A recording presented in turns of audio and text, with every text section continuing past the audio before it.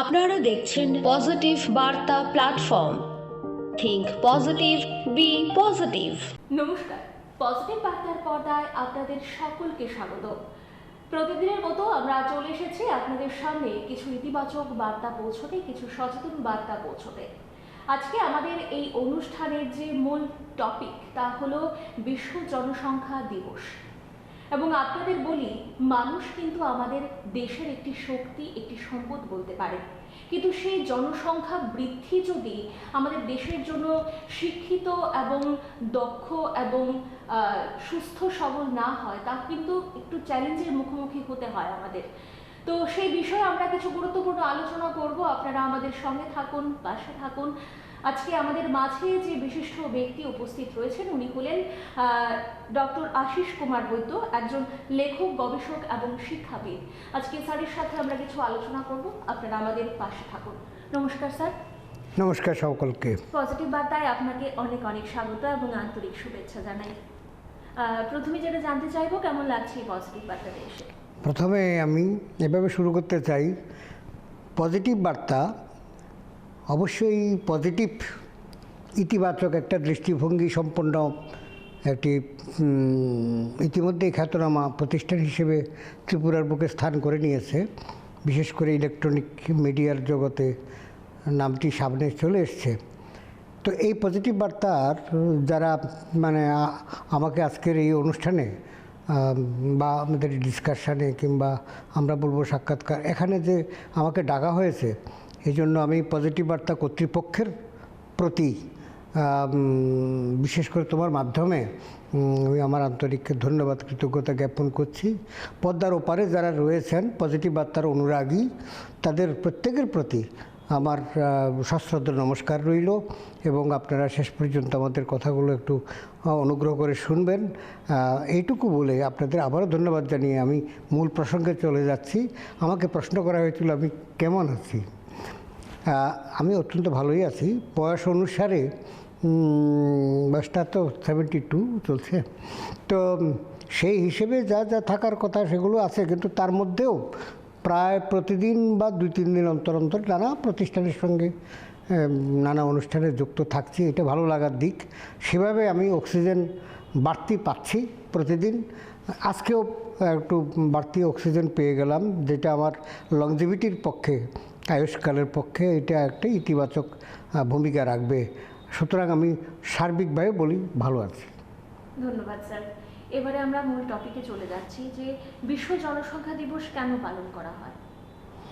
খুব গুরুত্বপূর্ণ একটা বিষয়, শুধু পজিটিভ বার্তার জন্য নয়, সারা পৃথিবীর জন্য বা ভারতবর্ষের জন্য, তো বিশেষ করে এশিয়া মহাদেশে যে সমস্ত উন্নয়নশীল দেশ বা স্বল্প উন্নয়ন দেশ অথবা নিম্নবিত্তের দেশও রয়েছে এখানে, বিশেষ করে আমাদের এশিয়ায়, দক্ষিণ এশিয়ায়, মধ্য এশিয়ায়, পশ্চিম এশিয়ায়, তাদের জন্য বিষয়টা আজকে অত্যন্ত তাৎপর্যমণ্ডিত।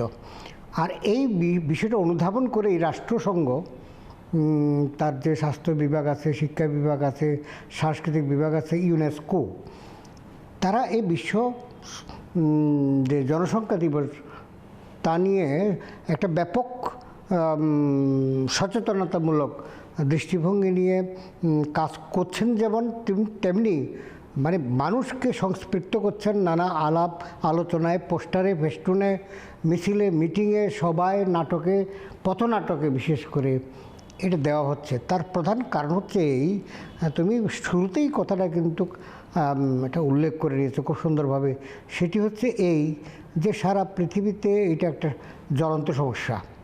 আমরা এটা জনসংখ্যা দিবসটাকে বলতে পারি এটা জনবিস্ফোরণ দিবস।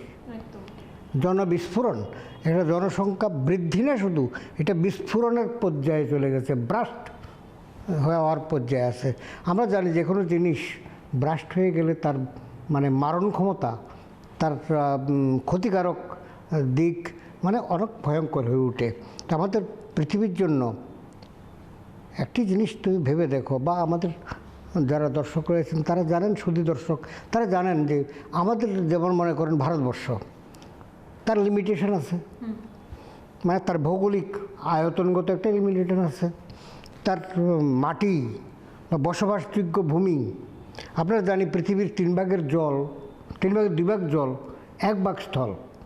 ভারতের ক্ষেত্রেও তো সেভাবেই নদী নালা খাল বিল বিস্তর রয়েছে, যদিও আজকে মানুষ নির্বিচারে পুকুর ভরাট করছে, খাল বিল ভরাট করছে, নদীর গতিপথ পরিবর্তন করছে, নদীও গ্রাস হচ্ছে। আমি বাংলাদেশে গতবার গিয়ে দেখলাম বুড়িগঙ্গা নদী অবস্থা খুব খারাপ, আমাদের যমুনা নদীর অবস্থা খুবই খারাপ। ওইদিকে বাংলাদেশের যেটা বলি একটা নদী কর্ণফুলী নদী, অনেকটা জায়গা দখল হয়ে গেছে পাবলিক তার বাড়িঘর করার জন্য, নদীর মধ্যে মাটি ফেলে ইত্যাদি। তার কারণ হচ্ছে বাসস্থানের জায়গা হচ্ছে না, জনসংখ্যা বৃদ্ধি, এটা একটা পয়েন্ট। সুতরাং আমরা সব দিকে গ্রাস করে ফেলছি, বনভূমি আমরা শেষ করে ফেলছি, কারণ আমাদের জায়গা হচ্ছে না। আবার পুনর্বাসনের জন্য এটা করছি, এবং একই দিকে আমরা জলাশয়গুলোকেও ভরাট করে ফেলেছি। আগরতলাতেই কয়েকশত পুকুর ছিল, বেশ কয়েক, আজকে গোনাগুনতি 4-5টার বেশি পাবে না। তো এগুলো সবগুলোর পশ্চাতে এটা রয়েছে। এখন আসল কথাটা আমি চলে আসি, জনসংখ্যা বৃদ্ধি মানে ব্যাপারটা কি? আমাকে প্রথমে মাথা রাখতে হবে আমার পৃথিবীটার আয়তন কত। পৃথিবী আর বাড়ছে না, দিন দিন পৃথিবীর 1 ইঞ্চিও বাড়ছে না, কমছে বরঞ্চ, নানা কারণে, প্রাকৃতিক কারণে। মহাদেশগুলো অনেকেই জানি না, অনেকে জানে হয়তো, মহাদেশগুলো ভাসমান, এগুলো কিন্তু ইঞ্চি ইঞ্চি করে এগিয়ে যাচ্ছে। কোথাও কোনো মহাদেশের সঙ্গে কোনো মহাদেশের দূরত্ব কমে যাচ্ছে, মহাদেশও চলে, কিন্তু ভিতরে স্ল্যাট যে পাথরগুলোর উপরে এক একটি মহাদেশ আছে মৃত্তিকা, সেগুলো চলমান, যার জন্য এই যে ভূমিকম্প ইত্যাদি জলোচ্ছ্বাস কিংবা সুনামিগুলো হয়। আমার বিষয় সেটা না, প্রশ্নের বিষয়ও এটা ছিল না। মূল বিষয়টা ছিল যে কেন এই জনবিস্ফোরণ নিয়ে আমরা এত ভাবছি, আমাদের এত মাথা ব্যথা কেন? এটার মাথা ব্যথা অনেক আগে থেকেই শুরু হয়েছে, এখন অনেক বেশি বেড়ে গেছে। কারণ কি, আমাদের এই ভারতবর্ষে দেখো, স্বাধীনতার সময় বা স্বাধীনতার ঠিক আগে, স্বাধীনতা 1947 আগে যে গানটি ছিল, রবি ঠাকুর গেয়েছেন, 33 কোটি মোরা কবু নহিহীন, হতে পারে দিন তবু কবু নহিহীন, ভারত গগনে পূর্ণ উদিবে সুদিন, ওই দেখো প্রভাত উদয়। তো 33 কোটি মানুষ ছিল অবিভক্ত ভারতে, তখন বাংলাদেশ হয়নি, পাকিস্তান হয়নি। তাহলে ভারতবর্ষ তখন, ভারত না, তখন ভারতবর্ষে ছিল 33 কোটি, তারপরে হলো 40 কোটি। রবি ঠাকুরের গানের মধ্যে এবার একটু চেঞ্জ হলো, 40 কোটি হলো, বা পরবর্তীকালে আমরা নানা গানে এটা পেলাম, বা ঐতিহাসিকভাবেও পেলাম। তাহলে 33-40 কোটি যেখানে গোটা ভারতবর্ষে ছিল, সেখানে আজকে পাকিস্তান বাদ দিয়ে বিভাগ, 1947 সনে যে পাকিস্তান রাষ্ট্রটি গঠিত হলো, যে তার পূর্ব পাকিস্তান, বর্তমান বাংলাদেশ, এগুলো পৃথক হয়ে যাওয়ার পর, আফগানিস্তানের একটা বিরাট অংশ আমাদের হাতছাড়া হয়ে যাওয়ার পর, ওইদিকে অরুণাচলের ওই দিকটায় বা আরও কতগুলো জায়গা আমাদের সেখানে বসবাসযোগ্য নয়। আবার অনেকগুলো জায়গা আছে যে বড় বাচ্চাদিত, এগুলো মানুষ থাকতেই পারে না, বাড়িঘর করতেও পারে না। এগুলোকে বাদ দিয়ে আমাদের ভারতবর্ষের মোট আয়তন যেটা, তার ধারণ ক্ষমতা অনেক কম। তাহলে 40 কোটি মানুষের হয়েছে এখন 140, হয়তো সামনের আদমশুমারিতে আমরা পাবো 150 হয়ে গেছে। দ্রুত বাড়ছে। কেন বাড়ছে এবার? সে বাড়ার কারণ হচ্ছে, প্রধান কারণ হচ্ছে অশিক্ষা, অন্য কিছু নয়। দারিদ্র তাদেরকে বারবার হুঁশিয়ারি দিচ্ছে, সাবধান করছে যে তোমার জনসংখ্যা কমিয়ে রাখো। কিন্তু আমাদের কিছু ধর্মীয় ভ্রান্ত ধারণা, কিছু কুসংস্কার আমাদেরকে এমন কিছু বাক্য বা প্রবাদ দিয়েছে, যেগুলো আমরা ভ্রান্ত পথে পদচারণা করতে অভ্যস্ত হয়ে পড়েছি। যেমন, জীব দিয়েছেন যিনি, আহার দেবেন তিনি। তোমাকে এত ভাবতে হবে কেন? রবি ঠাকুররা 14 জন ছিলেন, ছেলে মেয়ে। তা আমাদেরও যিনি জীব দিয়েছেন ভগবান, তিনি আহার দেবেন। তো তোমার একজন গাইডিয়ানের এত দুশ্চিন্তা কেন? এই একটা কুসংস্কার, এটা একটা কুসংস্কার। রবি ঠাকুরের আমলের লোকসংখ্যা তো ভারতবর্ষে ছিল না, তারা 14 জন, 12 জন, 13 জন ওইসব হয়েছে, কিন্তু শিক্ষার প্রসারও তেমন ছিল না। কোনো ধর্মে আমি উল্লেখ করতে চাই না, সেখানে মূল মটোটাই হচ্ছে ধর্মের বিস্তৃতি ঘটানোর জন্য লোকসংখ্যার বিস্তৃতি ঘটানো প্রয়োজন। আমাদের জনসংখ্যা বাড়লেই ধর্মটা ফ্লারিশ হবে, বিভিন্ন জায়গায় ছড়িয়ে পড়বে আরও বেশি বেশি, অত্যন্ত ভ্রান্ত ধারণা। কারণ একটা অশিক্ষিত, দারিদ্র পরিপূর্ণ, দরিদ্র একটা জনসংখ্যা কখনোই সুখী জীবনের কোনো গ্যারান্টি দেয় না, নিশ্চয়তা দেয় না। তো সুতরাং এই কারণে আজকে বিশ্ব রাষ্ট্রসংঘ বা আমাদের জাতিসংঘ যাই বলি, তারা ভাবিত হয়ে পড়েছে এবং বিভিন্ন রাষ্ট্রগুলোও ইদানিং খুব ভাবছে।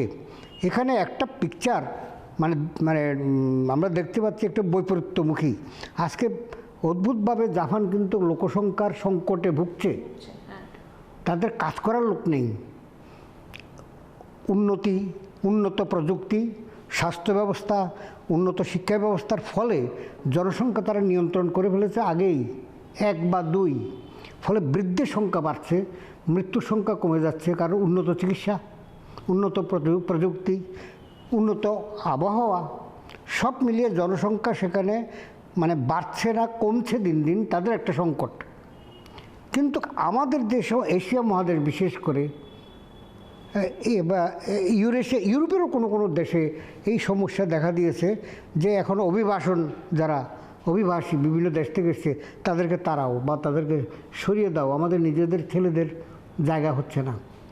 তো কিছুটা ধর্মীয় কুসংস্কার, কিছুটা সামাজিক কুসংস্কার, কিছুটা ব্যক্তিগত, কিছুটা বললেই অধিকাংশ ক্ষেত্রেই অশিক্ষা এবং এই ধরনের যে প্রবাদ আমাদের যারা পুরোহিত বলো আর ওই মোল্লাই বলো, এই যে জীব দিয়েছেন যিনি আহার দেবেন তিনি, এই যে এটা ভুল ধারণা যে যিনি ভগবান কি বারবার জীব সৃষ্টি করার কথা বলেছেন, তাকে নিয়ন্ত্রণের কথা বলেননি। তিনি আমাদের খালি দুর্বুদ্ধি দিয়েছেন, সুবুদ্ধি দেননি, আমাদের পরিমিতি বোধ দেননি, দিয়েছেন। আমরা এটাকে ইউটিলাইজ করছি নিজের মতো করে ব্যাখ্যা করে। তো সেই জন্য আমাদের কি করা প্রয়োজন? আমাদের মূলত একেবারে যেটা দরকার, 3টা বিষয় খুব দরকার।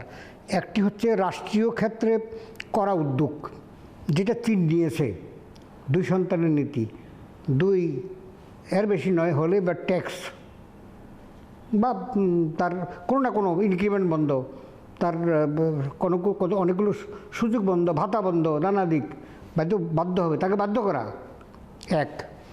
তাকে বোঝানো বিষয়টা ধর্মীয় নয়, সংস্কারগতও নয়, সামাজিকও নয়, বিষয়টা অর্থনৈতিক। এটার উপর দাঁড়িয়ে আছে আবার শিক্ষা। জনসংখ্যা বাড়বে মানে হসপিটালে রোগী বাড়বে, জনসংখ্যা বাড়বে মানে স্কুলের সংখ্যা বাড়াতে হবে, উপযুক্ত ছাত্র প্রচুর হবে, উপযুক্ত শিক্ষক দিতে পারবো না। জনসংখ্যা বাড়া মানেই হচ্ছে রিজার্ভ ওগুলোকে ধ্বংস করা। কারণ আমি যখন পুনর্বাসন দিতে যখন হবে, এই এক্সপোর্ট ত্রিপুরার ক্ষেত্রেই বলি, রিয়াং পুনর্বাসন দিতে গিয়ে কাঞ্চনপুর এসব অঞ্চলের বিশাল অরণ্য ভূমিকে জনসংখ্যা ঢুকিয়ে দেওয়া হয়েছে। তো সুতরাং শহরের উপরে চাপ বাড়ছে। তো অশিক্ষা মানে কর্মসংস্থানের জন্য অনেক শ্রমিক গ্রামে কাজ পাচ্ছে না, কৃষিকাজে সে উপযুক্ত যেটা বলা হয় যে স্যালারি কিংবা তার যে মজুরি সেটা পাচ্ছে না। শহরে অনেক বেশি রিক্সা চালালে সারাদিনে তার 1000-1500 টাকা মিনিমাম রোজগার হয়ে যাচ্ছে। সেটা শহরমুখী হচ্ছে দারিদ্র্যের কারণে। আবার তারও দেখা যাচ্ছে সেই দারিদ্র্যের পেছনে একাধিক সন্তান, সেই সন্তানগুলোর মধ্যে 1-8টা হয়তো পড়াশোনা করে, হয়তো 3টেই করে না, হয়তো জন্মজোর খাটে, যোগালি খাটে। মেয়েরা হলে তাদের লেখাপড়ার বিশেষ কোনো প্রয়োজন নেই, কারণ সে ঘরকন্যা করবে, বাড়িতে গৃহবধূ হলেও সে ঘরকন্যা করবে, তাকে কোনো সেক্টরে কাজ করতে হবে না, প্রয়োজন নেই, পুরুষ পরিশ্রম করবে। এই আরেকটা ভ্রান্ত ধারণা দীর্ঘকাল ছিল, আমরা অবশ্য ধীরে ধীরে এটা বেরিয়ে আসছি সেখান থেকে। এখন ব্যাপারটা হচ্ছে কিন্তু স্যার সেই প্রত্যন্ত এলাকায় কিন্তু এখনও সেইগুলো চলে, অবশ্যই চলে। আমি উল্লেখ করিনি একটা আইনগত বা ভাবগত কত একটা দৃষ্টিকোণে, বিশেষ কয়েকটি ধর্মীয় ক্ষেত্রে এটা বলাই হয় যে তুমি জনসংখ্যা বাড়াও যে কোনো প্রকারে, ছলে বলে কৌশলে। আমার এই ধর্মটাকে বিভিন্ন রাষ্ট্রে ছড়িয়ে দিতে হবে, তাদের সংখ্যা বাড়াতে হবে, অন্য ধর্ম তাতে চাপে পড়বে, অন্যদেরকে আমরা দমনও করতে পারবো। এই যে এক ধরনের জিগির, এক ধরনের যে ধারণা, এই ধারণা বসেও তো এটাও হচ্ছে ওই অশিক্ষা, কুসংস্কার। আমরা বিশেষ কোনো একটা ধর্মগ্রন্থকে আঁকড়ে, সেখানে তো এটা কে রচনা করেছে, ঈশ্বর রচনা করেননি, কিন্তু কোনো ঋষি বা মুনি বা এই শ্রেণীর লোক বা কোনো মৌলবী তারাই কিন্তু ওগুলো রচনা অ্যাকচুয়ালি করেছেন। এটাকে মান্যতা দেওয়ার জন্য আমরা ঈশ্বরের উপরে ছেড়ে দিচ্ছি, তিনিই রচনা করেছেন। বলা হচ্ছে বেদ ওপরে সেও, অর্থাৎ কোনো পুরুষ তৈরি করেননি, এটা ঈশ্বর স্বয়ং রচনা করেছেন। নো গ্যারেন্টি, বিজ্ঞানসম্মতভাবে তার কোনো ব্যাখ্যা নাই। বিশ্বাসে মিলাই কৃষ্ণ তর্কে বহুদূর, এই কথাটা বলে দিয়েই আমাদেরকে থামিয়ে দেওয়া হয় প্রশ্ন তুললে। সুতরাং এই ক্ষেত্রে আমি বলবো প্রধানত অশিক্ষার জন্য, অশিক্ষা মানে হচ্ছে আমার যে সন্তানাদি হচ্ছে, যে বেশি বেশি হচ্ছে বা প্রায় বছর হচ্ছে, এটা ঈশ্বর দান করছেন, এই জন্য হচ্ছে। কারো কারো তো হচ্ছে না।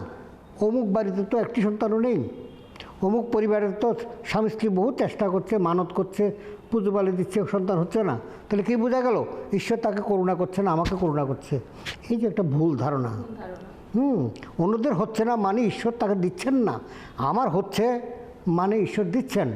তাহলে ঈশ্বরের দান প্রতিটি শিশুই কিছু হলেই আমরা মনুষ্য জাতিরা কিন্তু কিছু হলেই কিন্তু আমরা ঈশ্বরের উপরে ছেড়ে দিই। বৃষ্টি হচ্ছে না, ঈশ্বরের দোষ। বৃষ্টি বেশি হচ্ছে, ঈশ্বরের দোষ। হ্যাঁ, অনাবৃষ্টির জন্য ঈশ্বর দায়ী, অতিবৃষ্টির জন্য ঈশ্বর দায়ী, সব কিছু। কুয়াশা বেশি হচ্ছে, এটাও ঈশ্বর দায়ী। কম পড়ছে, এটাও ঈশ্বর দায়ী। ফুল ফুটছে, এটাও ঈশ্বর দায়ী। ফুল ফুটছে না, এত বড় একটা গাছ লাগলাম, সেটাও দায়ী। এটা হচ্ছে একটা জেনারেল টেন্ডেন্সি, এটা হচ্ছে অশিক্ষার কারণে। বিজ্ঞানের সঙ্গে আমাদের ধর্মের কোনো ক্ল্যাশ নেই প্রকৃতপক্ষে। প্রত্যেকটি ধর্ম কিন্তু সায়েন্টিফিক, বিজ্ঞানসম্মত একটা কতগুলো স্তম্ভের উপর দাঁড়িয়ে আছে। মুনি ঋষিরা কেউ তো বোকা ছিলেন না, চালাকে ছিলেন, বুদ্ধিমান ছিলেন, ধীশক্তি সম্পন্ন ছিলেন। তারা যখন এই গ্রন্থগুলো তৈরি করেন, সে হিন্দু, বৌদ্ধ, খ্রিস্টান, ইসলাম, যাই বলো না কেন, প্রত্যেক ধর্মের মধ্যে কিন্তু মৌলিক বিষয়টা যেটা আছে, একাধিক ধর্মগ্রন্থ পাঠ করে আমি দেখেছি মৌলিক বিষয়ের মধ্যে বিশেষ কোনো ফারাক নেই। সেগুলোকে ব্যাখ্যা করতে তারা আমি যখন কোনো ধর্মীয় মানে আশ্রমে কিংবা কোনো একটা মজলিসে বা কোনো একটা অঞ্চলে কোনো একটা জায়গাতে মানে নিজের মতো করে ব্যাখ্যা করছি, সবার ব্যাখ্যা মিলছেও না। মিলছে না বলে তো এত গুরুবাদ, এত গুরু। আজকে এই ঠাকুর, এই ঠাকুর, এই ঠাকুর, এই ঠাকুর, এক ঈশ্বরের তো আমাদের পুরো বিশ্বাস নেই। তার প্রমাণ হচ্ছে আমাদের এত গুরুর দরকার হচ্ছে, এতগুলো আশ্রমের দরকার হচ্ছে, এতগুলো প্রতিষ্ঠানের দরকার হচ্ছে। তো সুতরাং আমাদের মনের মধ্যে দ্বিধাদ্বন্দ্ব বা আত্মপ্রশ্ন কিংবা বিশ্বাসের গভীর যে শিকড়টি এখন পর্যন্ত প্রলম্বিত হয়নি, চতুর্দিকে ছড়িয়ে পড়েনি, এটি হচ্ছে একটি প্রমাণ। স্যার, ওই নারী শিক্ষা বা ক্ষমতায়নের উপর কি কোনো কিছুর প্রভাব? অবশ্যই। আজকে লক্ষ্য করে দেখো, আমাদের মা মাসির যুগে আমরা 5 ভাই, ঠিক আছে, কিন্তু আমার কাকার 7 ভাই বোন। তা আমার জ্যাঠামশাইয়ের মানে যে সন্তান, আমার জ্যাঠামশাইয়ের সন্তান ওই রকম 8-9 জন। আমি যখন একবার মানে সেন্সাস অফিসার হলাম, যখন লোক গণনায় বেরোলাম যে নামের পর নাম শেষ করে না, কোনো বাড়িতে আর কি নামের পর নাম শেষ হয় না, 12 জন পর্যন্ত হওয়ার পরে আমার বিরক্তি এসে গেলো যে এরপরেও কি আপনার সন্তান আছে? আরেকজন বাকি আছে। তো তেমনি এত কোথাও তো জীব দিয়েছেন যিনি হাত দেবেন তিনি। তো কী করেন আপনার হাজব্যান্ড? কী করে? বিজনেসম্যান, টাকা পয়সার কোনো অভাব নেই। টাকা আছে মানে আমার সন্তান প্রতিপালনের ক্ষমতা আছে। সন্তান প্রতিপালনের ক্ষমতা মানে আছে মানেই হচ্ছে আমার সন্তান নিয়ে আসার ক্ষমতা আছে। আজকে হচ্ছেটা কি? অর্থনীতির উপরে পুরো নির্ভর করছে না যে তার প্রমাণ। তোমার প্রশ্নের সঙ্গে মিলিয়ে আমি করছি। একটি মেয়ে, একটি ছেলে আজকে শিক্ষা লাভ করছে। শিক্ষা লাভ করার পরে এটা বুঝতে পারছে যে ছেলেটিকে আমার ওই রিক্সাওয়ালা বানালে চলবে না, আমার মতো বা একজন স্কুলের মাস্টার বানালেও চলবে না, কিংবা একজন শুধু ইঞ্জিনিয়ার হবে, সে চার্টার্ড অ্যাকাউন্ট হবে না, চার্টার্ড অ্যাকাউন্ট হবে। আজকে আমাদের মাথার মধ্যে সেট হয়ে আছে ডাক্তার ইঞ্জিনিয়ার। কালকেই তো পত্রিকায় পড়ছিলাম যে আমাদের এই ত্রিপুরার পশ্চিমবঙ্গেরই একটি ছেলের ইয়ারলি স্যালারি হচ্ছে 1 কোটি টাকা। 7 কোটি টাকা একজন পেয়েছে, সে বিশ্বের অন্যতম ধনীর মধ্যে। ইয়ারলি আগে আসলে 12 লাখ 13 লাখ বললে তো সাংঘাতিক ব্যাপার মাল্টিন্যাশনাল কোম্পানিগুলোতে। 7 কোটি 8 কোটি, এখন তার কি 7টা 8টা 10টা সন্তান হবে নাকি? মোটেই না। দেখবে কি সে একটির বেশি নেবেই না। গেল 1 নম্বর কথা। প্রথম কথা, সে রাজি হবে না, তার গিন্নিও রাজি হবে না, কারণ সে যতটা শিক্ষিত তার গিন্নিও প্রায় তার ততটাই শিক্ষিত।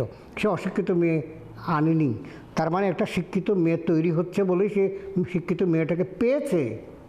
আজকে তুমি এখানে সঞ্চালিকার ভূমিকায় পালন করছো, একটা অ্যাঙ্কারের ভূমিকা পালন করছো এবং কতগুলো কঠিন কঠিন সরল সরল প্রশ্ন করছো। তোমার মধ্যে শিক্ষাটা আছে বলে, শিক্ষা আছে বলেই তো প্রশ্নগুলো আসছে। প্রশ্ন শিক্ষা থেকে আসে, নাহলে তো কোনো এক কথাই শেষ হয়ে যেত, ঈশ্বরের মিলায় বস্তু তর্কে বহুদূর, কিংবা ওই জীব দিয়েছেন যিনি আহার দেবেন তিনি, কথা তো এখানে শেষ হয়ে যেত। তা শেষ করোনি তুমি, বা শেষ করছেন না কেউ। তার কারণ হচ্ছে শিক্ষার আলো। এই শিক্ষার আলো হওয়ার পরে মেয়েরাও মনে করছে যে বাচ্চা একই আছে। এখন কেউ কেউ একটু বাড়িয়ে বলে যে বাচ্চা দোহি আছে, একটা হাম দো তোমারা দো, মানে তুম দো, মানে হাম দো হামারা দো, আমরা দুজন আছি, আমাদের জন্য পার হেড একজন এনাফ। কেউ কোনো পরিবারে দেখা যায় একটা মেয়ে হচ্ছে, তারপরে মহা খুশি। মেয়েদের সম্পর্কে যে ধারণাগুলো মনীষী বলে গিয়েছিলেন, কিংবা কোরআনে বলে, বা বিভিন্ন জায়গায় বলে, বা বিভিন্ন জায়গায় তাদের দুরবস্থা দেখতে পাই। আমাদের হিন্দু ধর্মেও এতটুকু ঘোমটা, এত বড় বোরকা, অত কিছু দেখতে পাই। এগুলো কিন্তু ইউরোপ কান্ট্রিতে দেখতে পাবে না। তার কারণ হচ্ছে শিক্ষার আলো। শিক্ষার আলোর ফলে এখন হচ্ছে কি, মেয়েদের চিন্তা চেতনা কোনো কোনো ক্ষেত্রে, আমি কালকে মানে কদিন আগে দৈনিক সংবাদের যে একটা মেরিট অ্যাওয়ার্ড দেব, মানে কৃতি মেয়েদেরকে, সেখানে দেখলাম 35 জনকে তারা পুরস্কৃত করলো 25,000 টাকা করে। এটা অত্যন্ত প্রশংসার উদ্যোগ ছিল দৈনিক সংবাদের। তো সেখানে আমার হাত দিয়েও একটা পুরস্কার মানে তারা মানে দিয়েছেন, দেওয়ার ব্যবস্থা করেছেন। সেখানে দেখলাম 35 জনের মধ্যে 30 জনই মেয়ে, 5-7 জন ছেলে।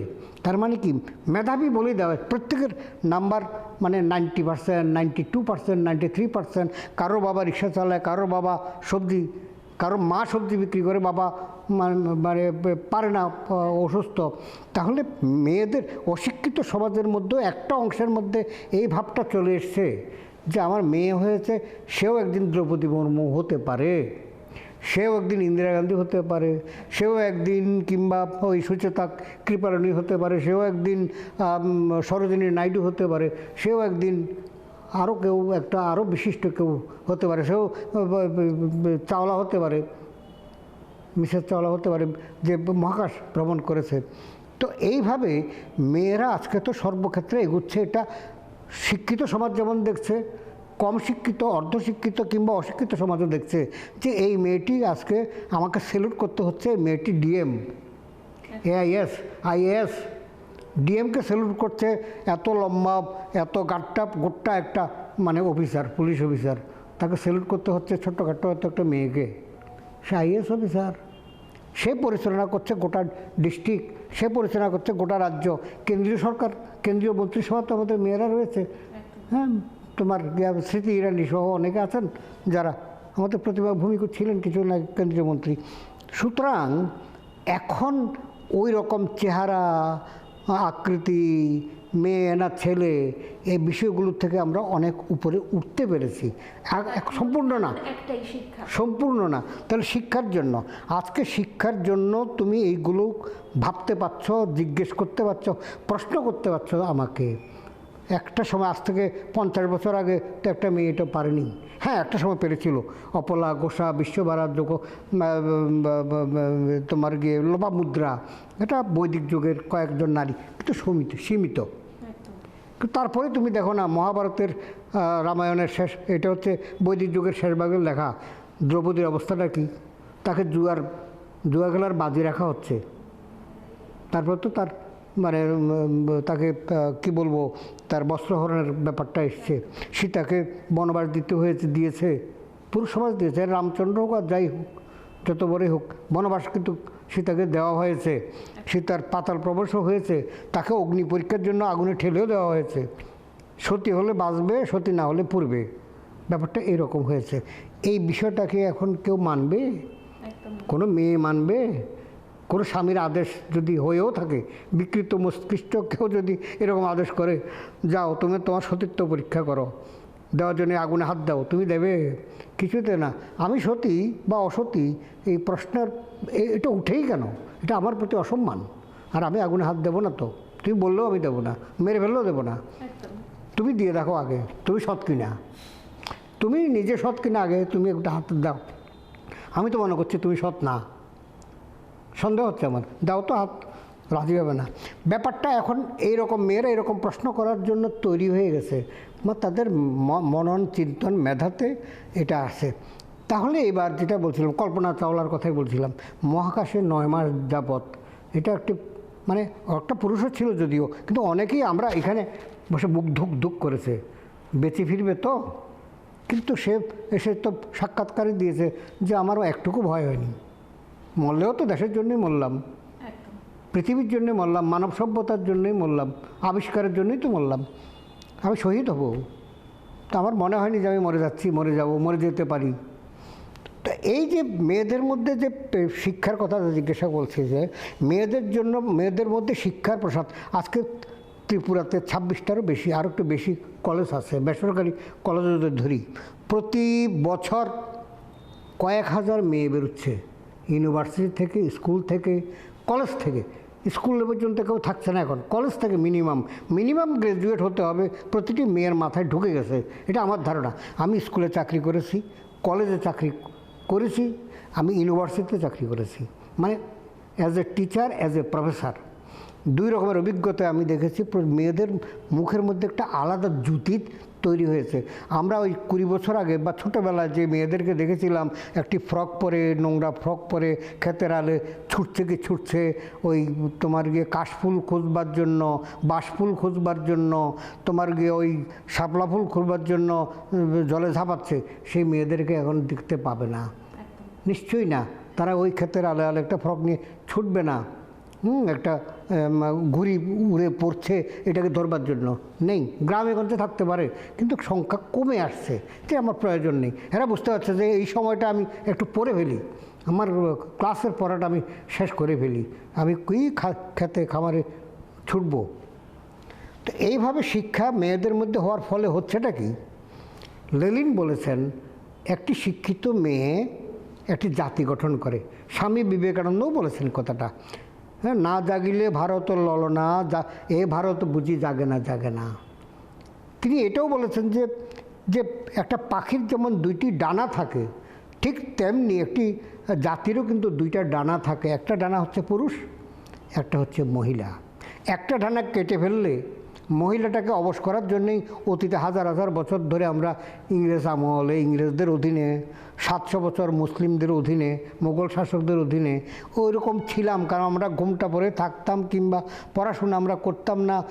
মুনি ঋষিদের কোনো মেয়ে আড়াল থেকে ছেলেদেরকে পড়াচ্ছে, বাবা তারা একটু আড়াল থেকে, মানে দরজার আড়াল থেকে তারা শুনলো বাবা কি পড়াচ্ছে, একটু লেখাপড়া তারা জানে, কিন্তু তারা প্রকাশ্যটা বলতে পারেনি। তুমি নিশ্চয়ই জানো, জানার কথা তোমার। খনা ছিল, যা বলতো তাই ফলতো, খনার বচন, ডাকের বচনও বলা হয়। এই খনার যা ফলে তা, যা বলে তা ফলে বলেই ঈর্ষান্বিত পুরুষ সমাজ তার জিহ্বা কেটে ফেলেছিল। সে জিহ্বা কাটার চক্রান্তের মধ্যে তার স্বামীও ছিল, বরাহমিহির। তার কারণ কি? আমার থেকে আমার গিন্নি হয়ে যাচ্ছে অধিক মেধা সম্পন্ন, জ্ঞান সম্পন্ন, তার কথা সবাই শুনবে, আর আমার কথা। তো এইভাবে ঈর্ষা। আজকেও এই যুগেও বহু পুরুষ রয়েছি আমরা, যারা আমাদের গিন্নিরা যদি আমাদের থেকে, আমাদের স্ত্রীরা যদি আমাদের দিক থেকে 1 হাত এগিয়েও থাকে, ঠিক সহ্য করতে পারিনি। বলি কি এইরকম পোশাক পরলে কেন, মানে ভালো লাগছে, এটা নিজেও বুঝতে পারে, কিন্তু আমার ভালো লাগছে, অন্যের জন্য ভালো না লাগে। ব্যাপারটা সাইকোলজি এটা, অন্যের জন্য ভালো না লাগে, আমার ভালো লাগছে বটে। তো সুতরাং আমি তো এমনিতেই প্রতিদিন দেখি, তো অন্যেরা কেন আমার গিন্নিকে একটু সুন্দর দেখবে, আর সুন্দর হলেই তো দেখবে।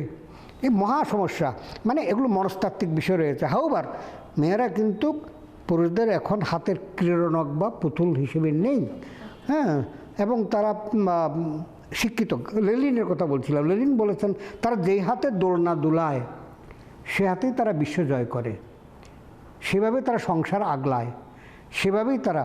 আর তুমি নিজেও জানো, সকলে অনেকেই জানেন এখানে নিশ্চয়ই, পৃথিবীতে প্রথম চাষের আবিষ্কার করেছেন মেয়েরা। পুরুষরা শিকারী জীবন ছিল, বনে বনে তারা শিকার করতেন, পশু পাখি বা কিছু ফলমূল পেলে এটা হয়েছিল। রামচন্দ্রকে আমরা রামায়ণে দেখতে পাচ্ছি যে ফলমূলের জন্য বনে গেছেন, ওই সময় সীতাহরণটা হয়ে গেছে।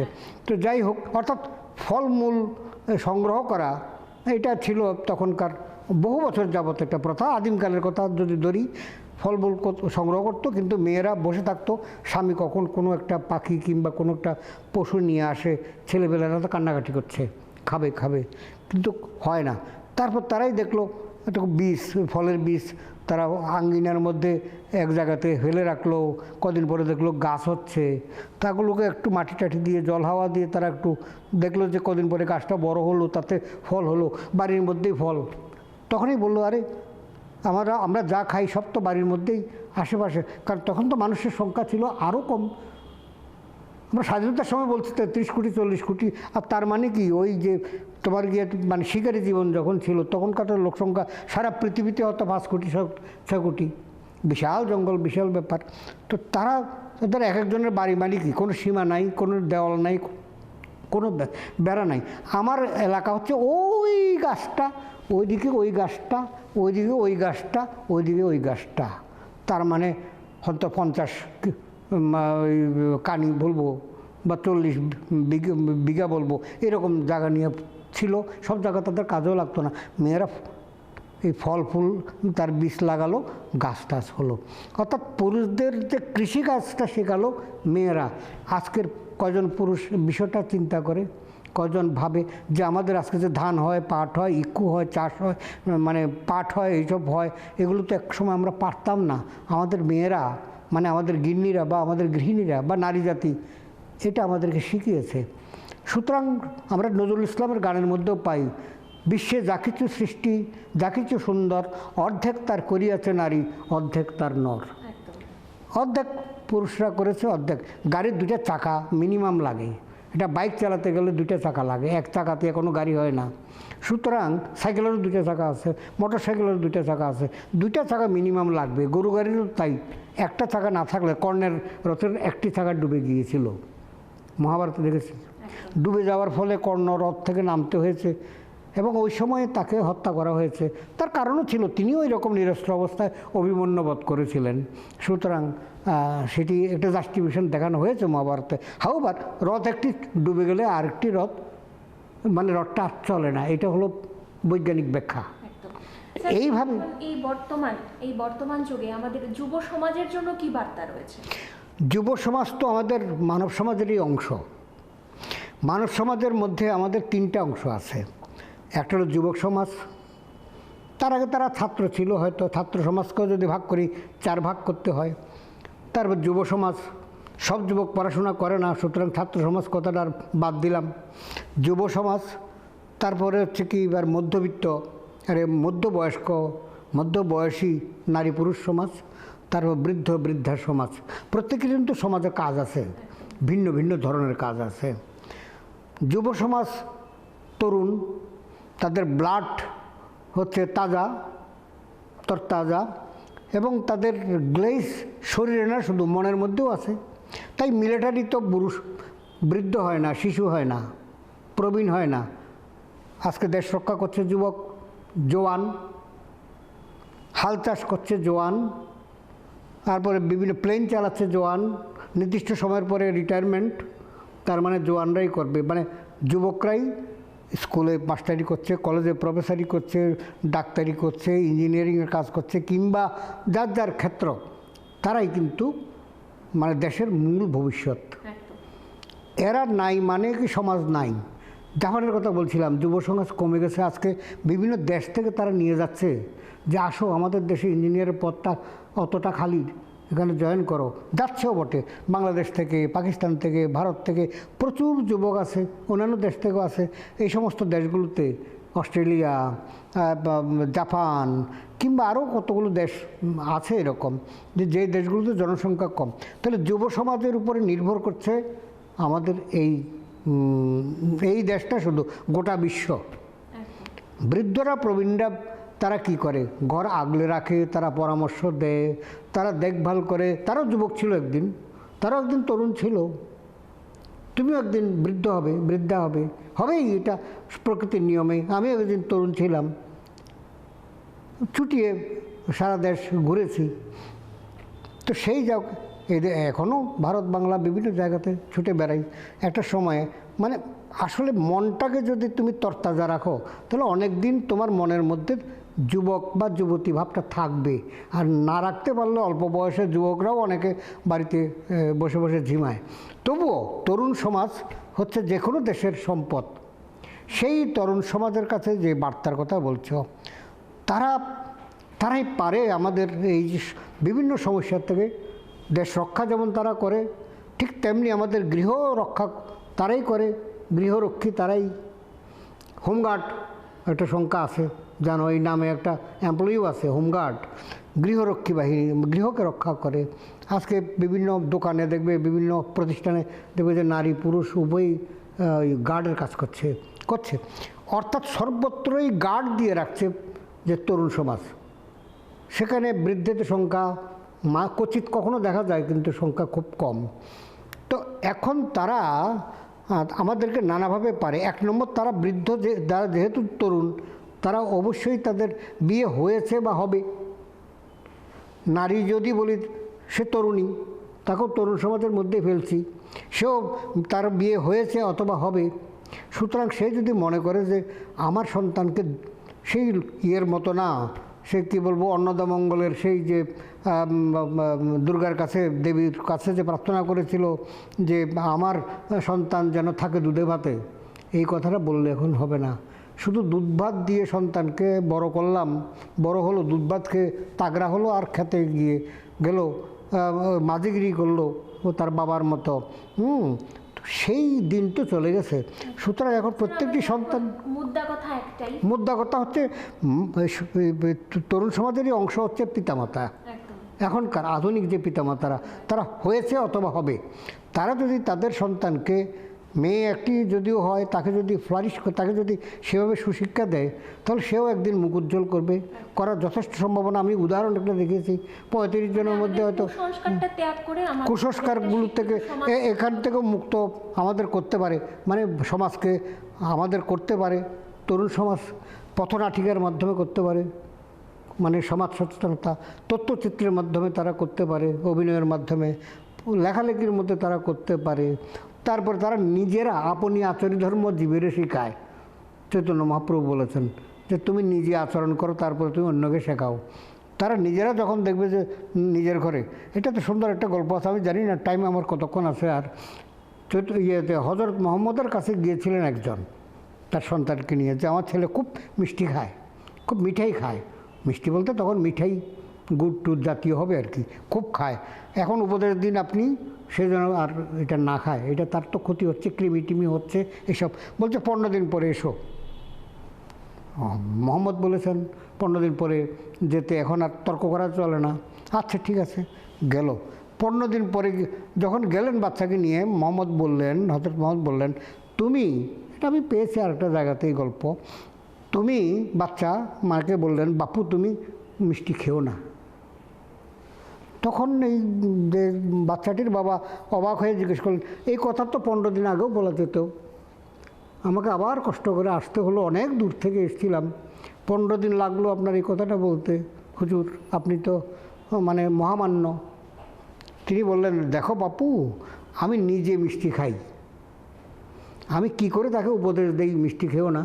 আমি 15 দিনের মধ্যে অভ্যাস করেছি, মিষ্টি খাওয়াটা ছেড়েছি, মিষ্টি খাওয়াটা নিজে বন্ধ করেছি, বন্ধ করে বুঝছি যে আর মিষ্টি আমার না খেলেও চলবে, অধিকার বোধ হয়েছে আমার উপদেশ দেওয়ার।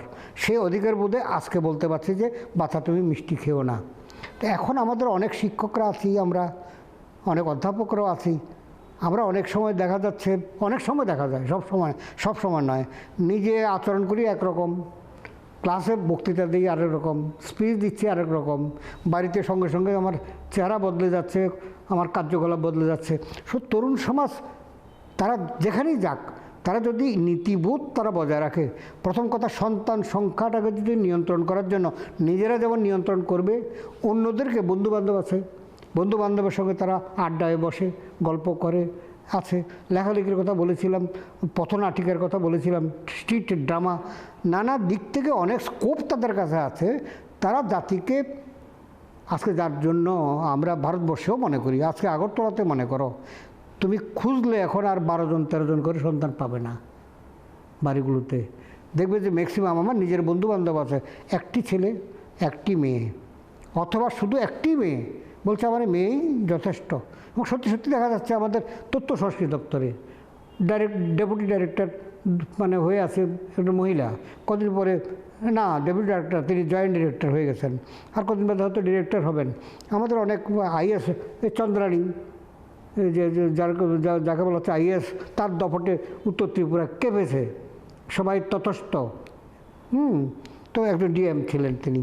তো এখন আমাদের আছে নাইনিমক, একজন আমাদের বন্ধুস্থানীয় অত্যন্ত ঘনিষ্ঠ, তিনি ট্রাফিক ডিএসপি, কাঁপে সবাই, কবিতাও পাঠ করে। কবিতা পাঠ করার জন্য করার সময় তিনি অর্ডিনারি একজনের মতো, তোমার চোখেও লাগবে না, ফিগার বড় ঠিকই আছে, কিন্তু তিনি যখন ড্রেসটা পরে নামেন তখন। তো সুতরাং একজন মেয়েও আমার একটা পরিবারকে যথেষ্ট সম্পদশালী করতে পারে, কি একটা সমাজকে, পরিবার সমৃদ্ধ হলেই তো সমাজ সমৃদ্ধ হবে। তোমার পাড়ার মধ্যে 10টা পরিবার যদি সমানভাবে প্রত্যেকের ছেলে মেয়েরা এস্টাবলিশড হয়, পাড়াটাই এস্টাবলিশড হবে। প্রত্যেক বাড়িতে দালান থাকবে, প্রত্যেক বাড়িতে যখন দালান থাকবে তোমার এখানে এসে কেউ চুরি করতে আসবে না, তুমিও যাবে না, প্রয়োজন নেই তো যে কারোর এইটা নিয়ে যায় একটু। সুতরাং অনেক করাপশান কমে যাবে যখন তোমার অভাব কমে যাবে। আর স্বভাব যায় না মইলে, কয়লা যায় না ধুইলে, কয়লার রং যায় না ধুইলে, এগুলো অন্য ব্যাপার, ব্যতিক্রম থাকবেই। যে অনেক বেতন দেওয়ার পরেও দেখা যাচ্ছে কোনো কোনো কর্মচারী ঘুষ খায়, এটা বন্ধ করতে পারবে না। মেয়েদের মধ্যেও আছে, অস্বীকার করতে পারবে না যে কোনো কোনো ডিপার্টমেন্টে উঠেই তো, পত্রপত্রিকায় উঠে এই দিদিমণি অত টাকা। তাও সুশিক্ষার অভাবে তিনি প্রথাগত শিক্ষা, কনভেনশনাল এডুকেশনটা তিনি নিয়েছেন। কিন্তু সুশিক্ষা বলতে যা বোঝায়, প্রপারলি এডুকেশন, প্রপার এডুকেশন আর ওই প্রথাগত কনভেনশনাল এডুকেশনের মধ্যে ডিফারেন্স আছে। কনভেনশনাল এডুকেশন তোমাকে একটা চাকরি বাকরি পাওয়ার ক্ষেত্রে হেল্প করবে, প্রমোশনের ক্ষেত্রে তোমাকে হেল্প করবে, কিন্তু তোমার নীতিশিক্ষা তোমার পরিবারকে, ছেলে মেয়েদেরকে সংস্কার শেখাবে, অন্যদেরকেও শেখাবে। আর অন্যদেরকে শেখাবার সময় প্রথমে নিজের বাড়ি থেকেই, চ্যারিটি বিগিনস হোম, নিজের বাড়ি থেকেই প্রথমে শুরু করতে হবে যাত্রাটা। এইভাবে আমাদের তরুণ সমাজ ইচ্ছে করলেই আমাদের সমাজকে বদলে দিতে পারে। এবং আমরা আশাবাদী, পজিটিভ বার্তায় বসে পজিটিভ কথাই বলবো, আমরা আশাবাদী যে যুব সমাজ, তরুণ সমাজ, তরুণী সমাজ এটা উপলব্ধি করতে পেরেছে বলেই এখন ভারতবর্ষে বর্তমানে যে পার ক্যাপিটা ইনকাম, ভারতবর্ষের যে সামরিক শক্তি, ভারতবর্ষের যে সামগ্রিক যে উন্নয়নের, সেটি মানে বেশ কয়েক ধাপ এখন এগিয়ে এসেছে। এটা ডিউ টু এডুকেশন। অসংখ্য ধন্যবাদ স্যার। এই মুহূর্তে আমরা অনুষ্ঠান এখানেই শেষ করছি। আপনাদের সকলকে বলি যে আমাদের এই কুসংস্কার ছেড়ে সমাজকে একটি সুন্দর এবং সুস্থ জীবন কিন্তু আমাদের উপহার দিতে হবে। এবং এই অনুষ্ঠানগুলি আপনারা বেশি বেশি করে শেয়ার করুন, কারণ একজনের মাধ্যমে আরও 5টি মানুষ যেন একটি সুন্দর এবং সুস্থ সমাজ উপহার পায়। আজকের মতো অনুষ্ঠান এই পর্যন্তই। পরবর্তী সমস্ত অনুষ্ঠানের জন্য চোখ রাখুন পজিটিভ বার্তার পর্দায়। Think positive, be positive, positive বার্তা। সকলকে নমস্কার।